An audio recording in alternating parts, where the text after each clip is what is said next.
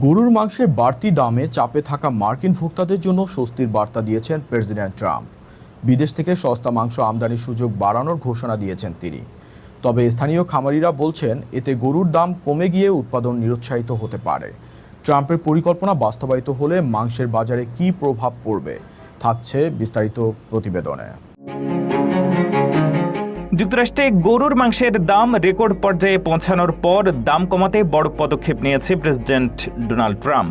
আগামী 90 দিনের জন্য বিদেশ থেকে সর্বোচ্চ 3 lakh metric ton ground beef আমদানির সুযোগ দেওয়ার ঘোষণা দিয়েছেন তিনি।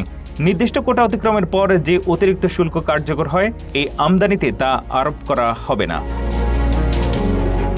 ট্রাম্পের দাবি, বিদেশ থেকে আসা মাংস বর্তমানে বাজার দরের তুলনায় প্রায় 25% কম দামে মার্কিন ভোক্তাদের কাছে পৌঁছবে। তবে কোন কোন দেশ থেকে মাংস আসবে তা এখনো স্পষ্ট করা হয়নি। হোয়াইট হাউস জানিয়েছে এ বিষয়ে আগামী 2 সপ্তাহের মধ্যে নির্বাহী আদেশ জারি করতে পারেন প্রেসিডেন্ট।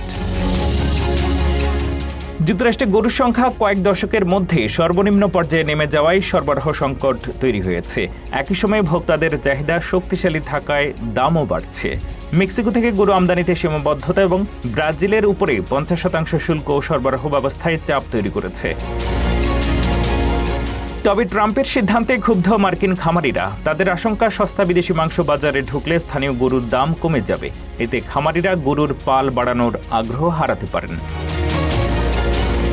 নেব্রাস্কার সিনেটর ডেব ফিশারও বলছেন, ভোক্তাদের জন্য দাম কমানোর চেষ্টা যেন মার্কিন গবাদি পশু উৎপাদকদের ক্ষতির কারণ না হয়।